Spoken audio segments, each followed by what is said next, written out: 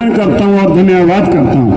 दोस्तों, आप जानते हैं देश के प्रधानमंत्री नरेंद्र मोदी जी के इस 12 साल की यात्रा में, सेवा में, आज जब हम उनके 12 साल पूरे होने के मना रहे हैं, ये 12 साल विकास के, ये 12 साल विश्वास के, ये 12 साल जन कल्याण के, एक ऐसे प्रधानमंत्री जिन्होंने पिछले 25 साल में एक दिन की छुट्टी लिए बिना इस भारत माता की सेवा करने का काम किया, ऐसे प्रधानमंत्री जी के 12 साल पूरे होने पर हम उनको बहुत बहुत बधाई और उनका धन्यवाद करते हैं।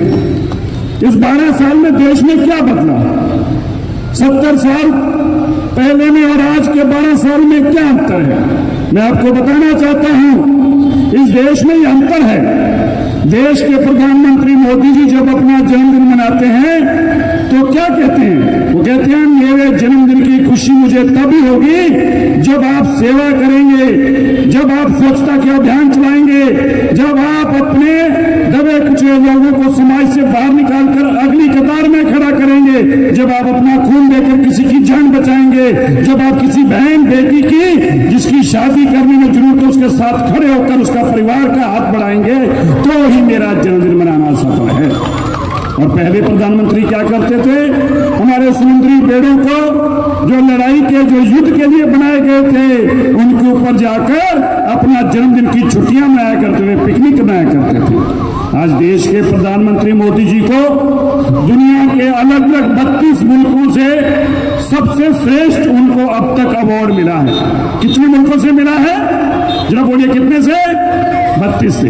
इस 32 मुल्कों से मिलने का मतलब उस 32 मुल्कों ने मोदी जी को सम्मान नहीं दिया, उन 32 मुल्कों ने आपको 140 करोड़ लोगों ने जो कैंप में भी बैठे हैं इनका सम्मान करने का काम दुनिया में किया है। ये काम मोदी जी ने करके दिखाया है। आज दुनिया में भारत कभी पहचाना जाता था, खुद कहा करते थे, जवाहरलाल नेहरू जी ने खुद कहा था ये देश सांप और सपेरों के लिए पहचाना जाता है। नहीं, आज ये देश दुनिया में लड़ाकू जहाज बनाने वाला, दुनिया में लड़ाकू पानी के बेड़े बनाने वाला, दुनिया में मोबाइल फोन बनाने वाला, दुनिया में चंद्रमा के उस ग्रह पे पहुंचने वाला जहां तक कोई ना पहुंचा हो, आज ये देश इसलिए जाना जाता है क्योंकि दुनिया में चौथी सबसे ज्यादा तरक्की करने वाला देश भारत देश बना है इन 12 साल के अंदर। याद करिए, इसी पार्लियामेंट में पी चिदम्बरम जी ने कहा था 2013 का बजट पेश करते हुए कि भारत दुनिया की 10वीं सबसे बड़ी अर्थव्यवस्था अगले 10 साल में बनेगा। उनकी सोच थी कि अगले 10 साल में 10वीं सबसे अर्थव्यवस्था बनेगा, लेकिन मोदी जी ने 10 साल में चौथी दुनिया की सबसे बड़ी अर्थव्यवस्था बना के दिखाया। ये अंतर है तब की सरकार में और मोदी जी की सरकार में।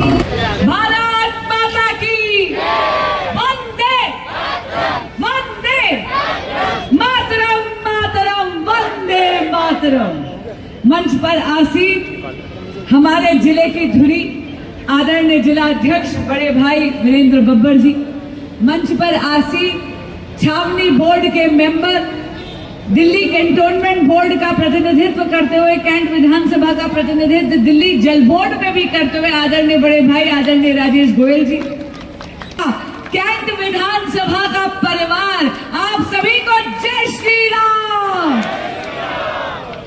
आज आप सबके बीच में एक खुशी बांटने आई हूं, एक खुशी शेयर करने आई हूं।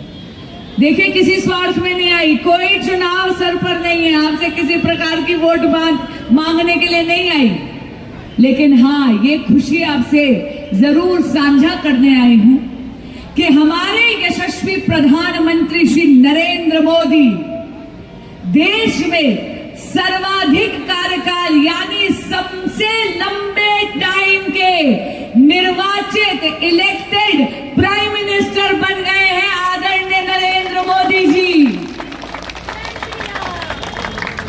जवाहरलाल नेहरू जो देश के पहले प्रधानमंत्री थे, उनका कार्यकाल था 4000 से 4398, 47 से 1950 तक जवाहरलाल नेहरू जी निर्वाचित यानी इलेक्टेड नहीं थे, पर आपके आशीर्वाद से प्रधानमंत्री प्राइम मिनिस्टर होकर 4,400 प्लस यानी 4,000 विकास की बात की गई है।